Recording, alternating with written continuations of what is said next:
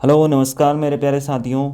Jaipur classes के इस digital platform पर आप सभी का स्वागत है। जैसा कि आप जानते हैं कि राजस्थान में आगामी जो भर्तियां आने वाली हैं, पीटीईटी हो गई, बीएड से संबंधित डीएलएड परीक्षा हो गई जो कि जून में होनी है। उसके पश्चात राजस्थान चतुर्थ श्रेणी कर्मचारी की जो बहुत बड़ी भर्ती रिलीज की गई है वो हो गई, या फिर और भी अन्य महत्वपूर्ण भर्तियां जिनके अंदर राजस्थान जीके का रोल अहम रहता है। तो उसी कड़ी में हम आगे बढ़ते हुए आज राजस्थान जीके से संबंधित कुछ महत्वपूर्ण क्वेश्चन है, इन क्वेश्चंस को हम लाइव क्लासेस के थ्रू भी लाने की प्रयास करेंगे। साथ ही साथ में बीच बीच में महत्वपूर्ण क्वेश्चनों का समावेश करते हुए और भी वीडियो कंटिन्यू आने वाले हैं। तो यदि आप इस चैनल पर नए हैं तो चैनल को ज़रूर सब्सक्राइब कीजिए। जयपुर ऑनलाइन क्लासेस की इस डिजिटल सफ़र का आप हिस्सा बनिए। तो बढ़ते हैं हम अपने क्वेश्चनों की ओर। तो चलिए शुरू करते हैं। तो पहला जो क्वेश्चन है आपका, महाराणा सांगा ने इब्राहिम लोदी को किस युद्ध में परास्त किया था? तो ऑप्शन ए खातौली का युद्ध, ऑप्शन बी सारंगपुर का युद्ध, ऑप्शन सी सिवाना का युद्ध और ऑप्शन डी है आपका खानवा का युद्ध। तो बताइए आप सभी लोग, महाराणा सांगा ने इब्राहिम लोदी को किस युद्ध में परास्त किया था? तो महाराणा सांगा ने इब्राहिम लोदी को खातौली के युद्ध में परास्त किया था। और जो खातौली का युद्ध कब हुआ था? ये 1518 ईस्वी के अंतर्गत लड़ा गया था। तो इसका राइट आंसर क्या हो जाएगा? ए। आगे बढ़ते हैं नेक्स्ट क्वेश्चन की तरफ कि सूफी संत ख्वाजा मुइनुद्दीन चिश्ती किसके शासनकाल में राजस्थान आए थे? पहला ऑप्शन महाराणा प्रताप सिंह के शासनकाल में, नेक्स्ट राणा सांगा के शासनकाल में, राणा कुंभा के शासनकाल में और पृथ्वीराज चौहान के शासनकाल में।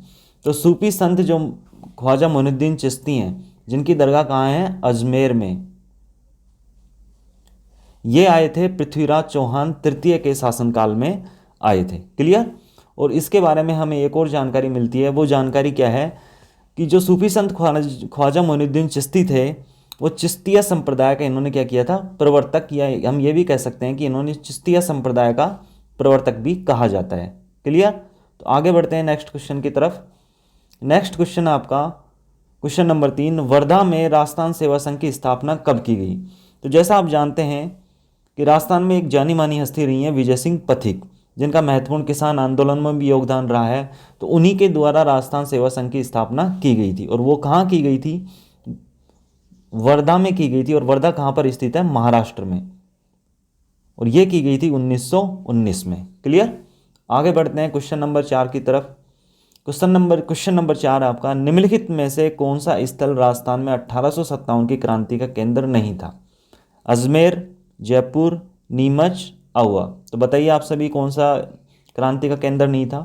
तो इसमें से जो आपका राइट आंसर है वो है जयपुर। तो राजस्थान में जो 1857 की क्रांति हुई थी, उस समय 6 महत्वपूर्ण स्थल थे। वो कौन कौन से थे? नसीराबाद, उसके बाद था आपका नीमच, नीमच के बाद एरिनपुरा जो कहाँ है? पाली में, उसके बाद आहुआ, सुना होगा आपने ठाकुर खुशहाल सिंह, उसके बाद कोटा, और कोटा के बाद आपका लास्ट क्या था? टोंक। तो ये 6 स्थल थे। तो इसमें से कौन नहीं था? जयपुर। आगे बढ़ते हैं क्वेश्चन नंबर 5 की तरफ। क्वेश्चन नंबर 5 महत्वपूर्ण प्रश्न, समाचार पत्र मजहरुल सरूर कहाँ से प्रकाशित हुआ? भरतपुर से, जयपुर से, अजमेर से, उदयपुर से।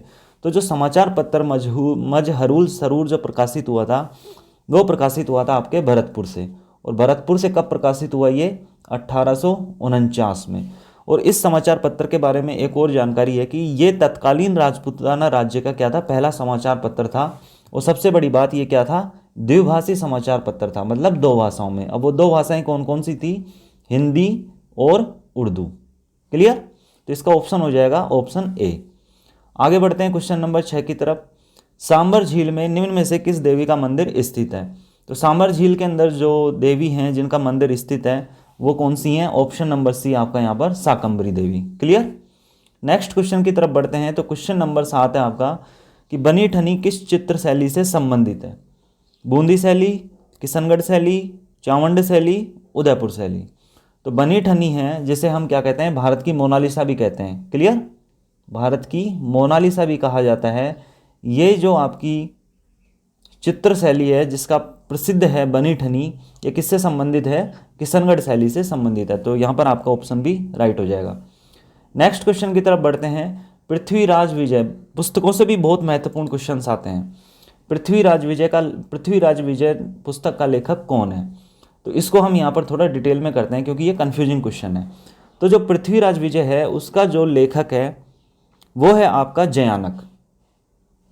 तो ऑप्शन नंबर यहाँ पे आपका क्या हो जाएगा? सी। लेकिन और भी महत्वपूर्ण जानकारी है जिनको हम यहाँ पर चलते हैं। तो एक तो है पृथ्वीराज विजय, दूसरी क्या है? पृथ्वीराज रासो। इसको यहीं क्लियर कर लो आप, पृथ्वीराज रासो। तो पृथ्वीराज जो रासो है उसका तो कौन है? चंद्रबरदाई। क्लियर? पृथ्वीराज जो विजय है उसका कौन है? जयानक भट्ट। दो और हैं जो कंफ्यूज करती हैं, वो कौन कौन सी हैं? चलो उनको भी देखते हैं। एक है हमीर हट, हमीर हट, इसका कौन है? चंद्रशेखर। क्लियर?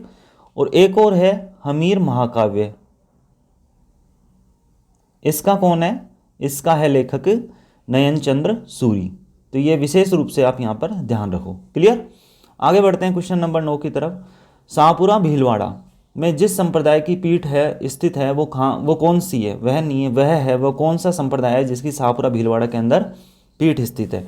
तो वो है आपका यहाँ पर रामसनेही संप्रदाय। तो इसका ऑप्शन हो जाएगा option number D. Next question की तरफ बढ़ते हैं। दामना नामक आभूषण कहाँ पहना जाता है? तो इस क्वेश्चन का जो आंसर है वो आप कहाँ बताएंगे? कमेंट बॉक्स में। क्लियर? आगे बढ़ते हैं। राजस्थान का कौन सा जिला अधिकतम मात्रा में इसबगोल पैदा करता है? झालावाड़, जालोर, सिरोही या बूंदी? तो इसका जो राइट आंसर होगा वो क्या होगा? जालोर। कि राजस्थान में कौन सा जिला अधिकतम मात्रा में इसबगोल है उसको पैदा करता है? तो ये इसका राइट आंसर हो जाएगा आपका जालोर। आगे बढ़ते हैं क्वेश्चन नंबर 12 की तरफ। राजस्थान के दक्षिणी पूर्वी पहाड़ी क्षेत्रों में आदिवासियों द्वारा की जाने वाली कृषि को क्या कहा जाता है? क्लियर? मैं इसको थोड़ा सा मिनिमाइज कर देता हूँ। राजस्थान के दक्षिणी पूर्वी पहाड़ों में आदिवासियों द्वारा की जाने वाली कृषि को क्या कहा जाता है? तो देखिए यहाँ पर समझिए, एक तो वालरा, चीमाता, दजिया और शुष्क खेती। तो इससे जो कहा जाता है इसे कहा जाता है चीमाता। तो इसका ऑप्शन क्या हो जाएगा? B right. तो इसे हम थोड़ा डिटेल में समझने की कोशिश करते हैं।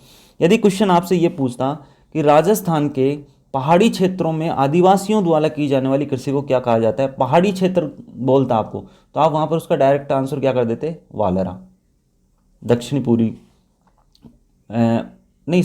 पूर्वी क्षेत्रों में आदिवासियों द्वारा की जाने वाली कृषि को क्या कहते हैं? तो दक्षिणी पूर्वी क्षेत्रों में आदिवासियों द्वारा की जाने वाली कृषि को आप क्या कहेंगे? वालरा कहेंगे। लेकिन ये जो वालरा कृषि होती है, ये वालरा दो तरीके की होती है। इसको डिटेल में समझने की कोशिश करो। एक तो होती है दजिया। एक मिनट, थोड़ा मैं और इसको यहाँ से देखो। वालरा जो कृषि होती है आपकी दो प्रकार की होती है। एक तो दजिया और एक होती है चीमाता। क्लियर? दो तरीके की होती है।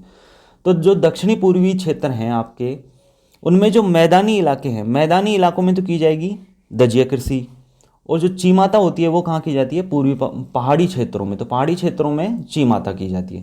क्लियर? आगे बढ़ते हैं। राजस्थान के किस प्रदेश में बीहड़ मिलते हैं? Clear?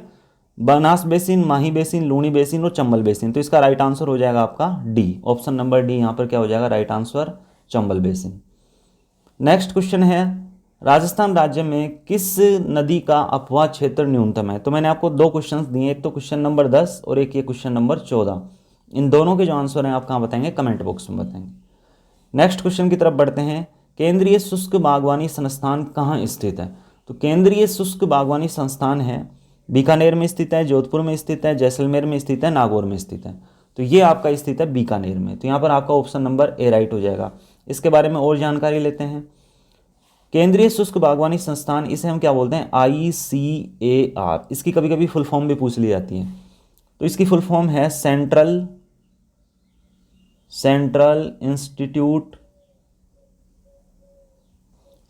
Institute for arid horticulture. Clear? ये है इसकी। तो ICAR है जो कहाँ स्थित है? बीकानेर में। और उसकी फुल फॉर्म क्या है? Central institute for arid horticulture. So thank you so much video देखने के लिए। जयपुर ऑनलाइन क्लासेस की इस डिजिटल प्लेटफॉर्म को आप सब्सक्राइब कीजिए। कंटिन्यू आपके लिए क्लासेज आती रहेंगी। मैं मैथमेटिक्स की क्लासेज भी लाने की कोशिश करूँगा, और भी जो संबंधित जो आपका सब्जेक्ट है उससे सारी अपन जो अध्ययन सामग्री है उसको कंप्लीट करने वाले हैं। वीडियो देखने के लिए धन्यवाद।